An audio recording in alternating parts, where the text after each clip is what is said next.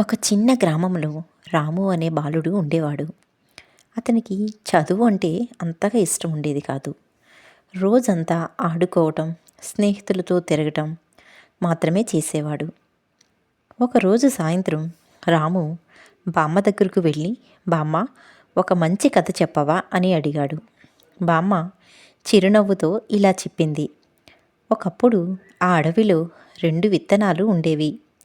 ఒక విత్తనం భూమిలో పడగానే చెప్పింది, నేను కష్టపడతాను, నేలలోకి దిగుతాను, పెద్ద చెట్టవుతాను అని చెప్పింది. మరో విత్తనం మాత్రం చెప్పింది, నేను ఇక్కడే ఉంటాను, కష్టం ఎందుకు పడాలి అని అంది. కొద్ది రోజుల తర్వాత వర్షాలు పడ్డాయి. మొదటి విత్తనం మొలకెత్తి మొక్కగా, తర్వాత పెద్ద చెట్టుగా మారింది. అది పండ్లు ఇచ్చింది, నీడ ఇచ్చింది, పక్షులకు గూడు అయ్యింది, అందరికీ చల్లగాలి కూడా ఇచ్చింది.